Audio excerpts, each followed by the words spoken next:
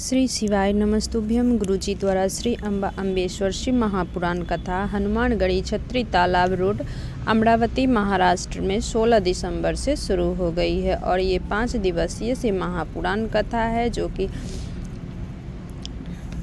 20 दिसंबर तक चलने वाली है, जिसे आप आस्था चैनल यूट्यूब के माध्यम से देख सकते हैं। दोपहर में 1 बजे से 4 बजे तक देख सकते हैं और आज 19 दिसंबर मतलब दिन की कथा पूर्ण हो चुकी है।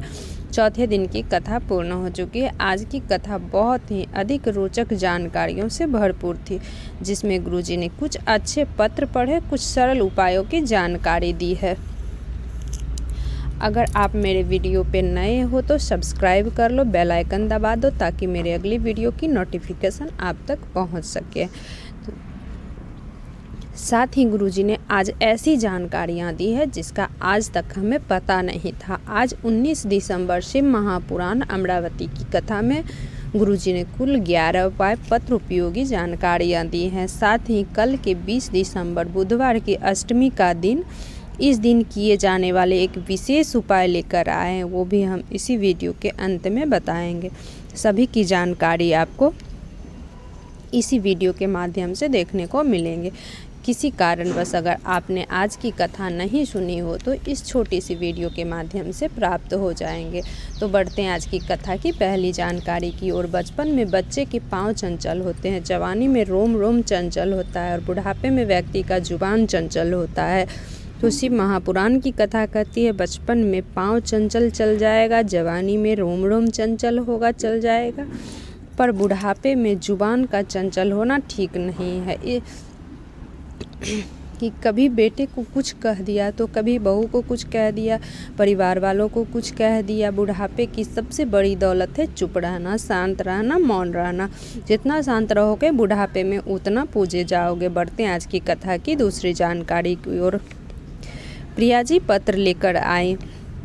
मैं गुरुजी के चरणों में प्रणाम कर रही हूँ। मेरा एक प्रश्न है, क्या आप उत्तर देंगे? गुरुजी, विदेश में पति पत्नी हाथ पकड़कर चलते हैं, चिपक चिपक के चलते हैं। हमारे भारत में पति पत्नी दूर दूर चलते हैं, साथ साथ नहीं चलते। इसका क्या कारण है? गुरुजी ने कहा, अब इसमें मैं क्या कह सकता हूँ, क्या बता सकता हूँ? बस इतना बताना चाहूँगा कि ऐसे में जीवन आसमान का अंतर है,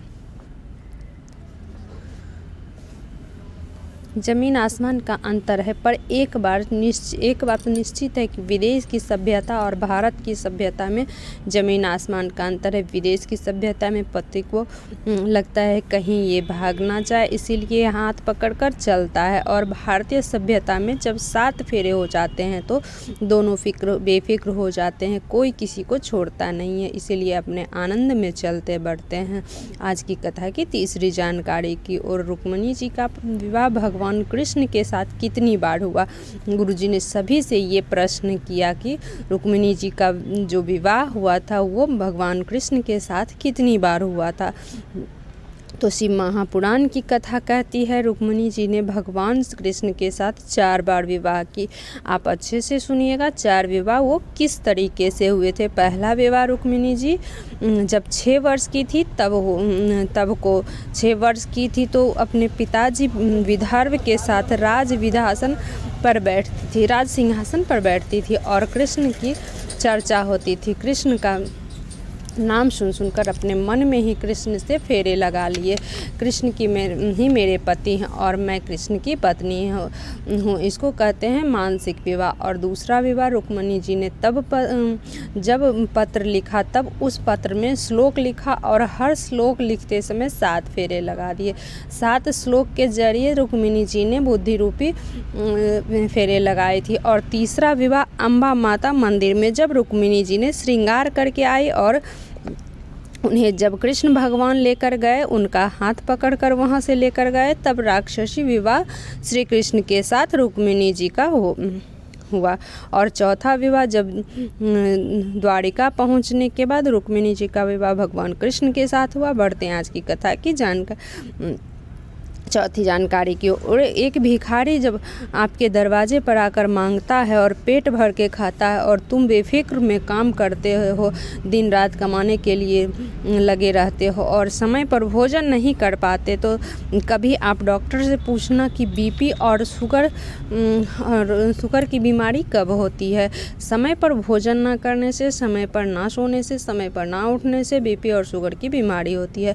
प्रथम सुख है निरोगी काया, द्वितीय सुख है पैसा रूपी माया। बढ़ते हैं आज की कथा की 5वीं जानकारी की ओर। एक पत्र आया जिसमें लिखा था, मेरा परमात्मा से विश्वास उठ गया था। मेरे यहाँ 10 वर्ष हो गए थे पर मेरे यहाँ संतान नहीं थी। ऐसी कोई डॉक्टर नहीं बचा था जो जहाँ छोड़ा जहाँ ना दिखाए हो। मेरे बच्चे की आस भी मैंने छोड़ दी थी। किसी के यहाँ फंक्शन में जाती थी तो बहुत बुरा लगता था, मुंह उतरा रहता था। जब दूसरे के बच्चे को देखती थी पड़ोसन करने लगी।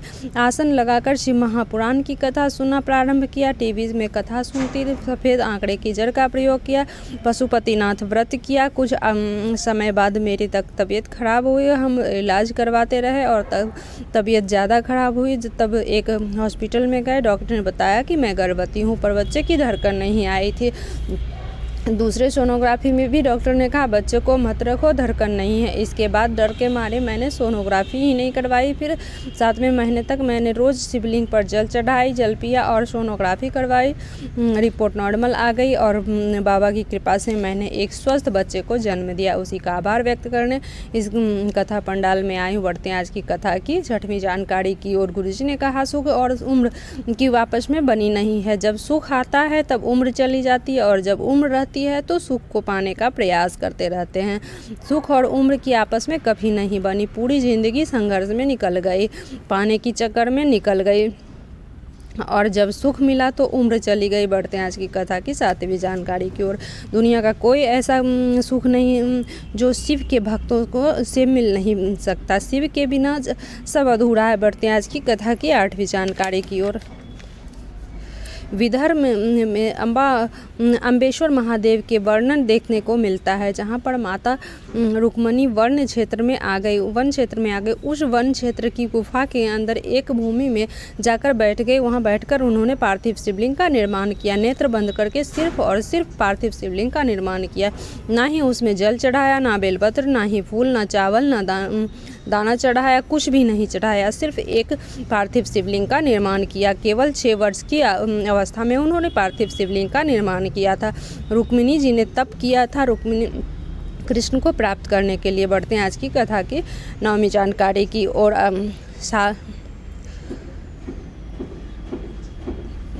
शालवर्णी छोटा महादेव, बड़ा महादेव को जो आप लोग सुनते आए हैं वो अम्बेश्वर महादेव के विदर्भ राजभूमि कौडल्यापुर या मोरसी के अम्बेश्वर महादेव केवल यहीं तक सीमित नहीं है। बढ़ते हैं आज की कथा की 10वीं जानकारी की ओर। राम मंदिर में राम जी 22 जनवरी को स्थापित होने वाले हैं। उस दिन अपने घर में रंगोली बनाए, दीप जलाए, घर को सजाएं।